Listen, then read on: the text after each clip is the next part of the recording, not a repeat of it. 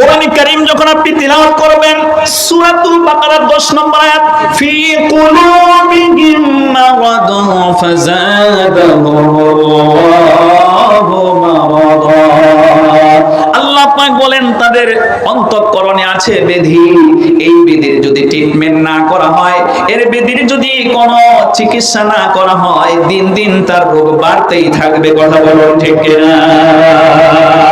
Doctor Morris ফুকারের চিন্তা ছিল মনের ভিতরে, দিমাগের ভিতরে আমার ভাইয়া বেমার ছিল, সে ইসলামকে ভুল ধরবে, ইসলামের অপব্যাখ্যা সে প্রচার করবে, প্রসার করবে।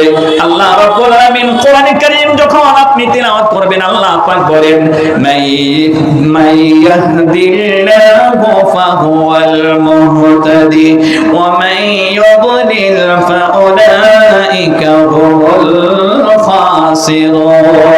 আল্লাহ পাক বলেন আমি যাকে চাই তাকে হেদায়েত দেই, আবার যাকে চাই তাকে গোমরাহ করে দেই। হেদায়েতের মালিক হচ্ছে একমাত্র আল্লাহ পাক। কথা বলুন ঠিক কিনা? কোরআনে কারীম যখন আপনি তিলাওয়াত করবেন, আপনি পড়বেন 20 নাম্বার পারা, সূরা আল কাসাস বলে একটি সূরা পেয়ে যাবেন। এখানে 56 নাম্বার আয়াতের ভিতরে আল্লাহ পাক বলেন ইন্নাকা লা তাহদি মান আহবাবতা ওয়ালাকিন্নাল্লাহা ইয়াহদি মান ইয়াশা।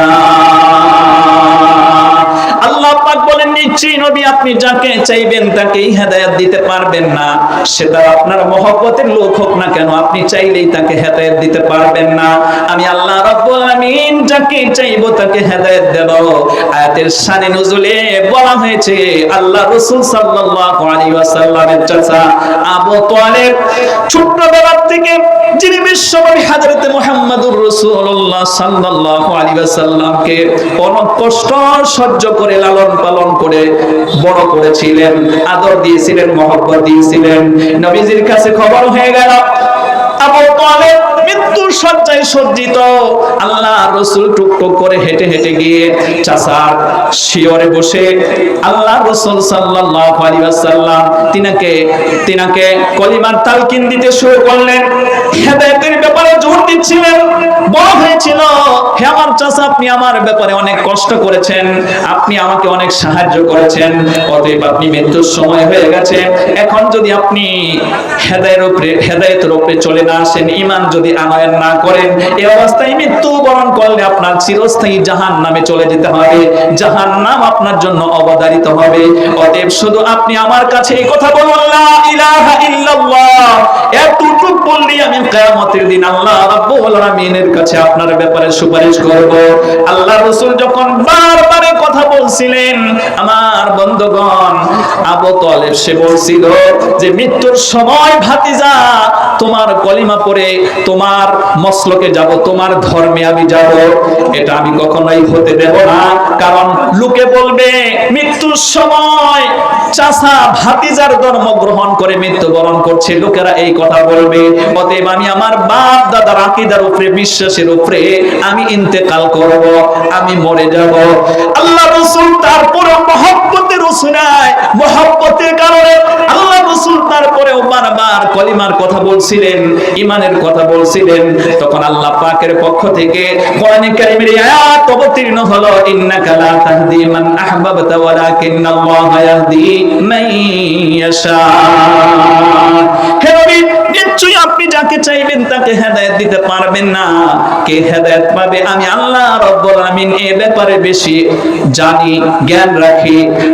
আর আল্লাহ যাকে চাইবেন তাকেই তিনি হেদায়েত দান করবেন। সুবহানাল্লাহি ওয়া বিহামদিহি। সুতরাং আমার ভাইয়ারা, এজন্য হেদায়েত দেওয়ার একমাত্র মালিক হলেন আল্লাহ রাব্বুল আলামিন। আল্লাহ যাকে চাইবেন তাকে হেদায়েত দেবেন। তবে আপনি হেদায়েত নিতে চাইলে অবশ্যই আল্লাহ রাব্বুল আলামিন আপনাকে দেবে। ইন্নাল্লাহা লা ইয়াগফিরু ইন্নাল্লাহা লা ইউগাইয়িরু মা বিকাওমিন হাত্তা ইউগাইয়িরু মা বিআনফুসিহিম।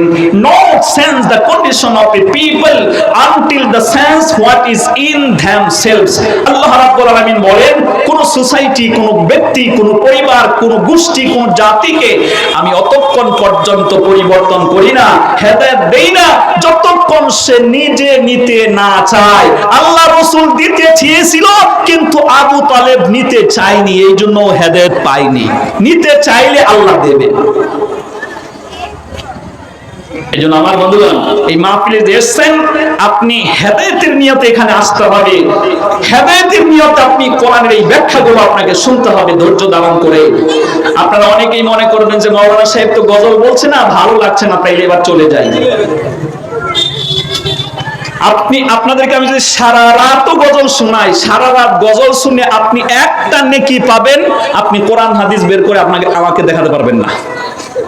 কিন্তু আপনাকে যদি আমি কোরআনের একটা অক্ষর তিলাওয়াত করে শোনাই, আপনি একটা অক্ষরের বিনিময়ে 10টা নেকি পাবেন। এই কথা কিন্তু আছে। কথা বলুন। আসলে এই জন্য আমরা একটু ধৈর্য ধারণের মাধ্যমে কোরআনটা শোনার চেষ্টা করি। আপনাদের ধৈর্য আছে নাকি ধৈর্য হারা হয়ে গেছে? কথা বলুন। আল্লাহ পাক আমাদেরকে তৌফিক দান করুন, বলুন আমিন।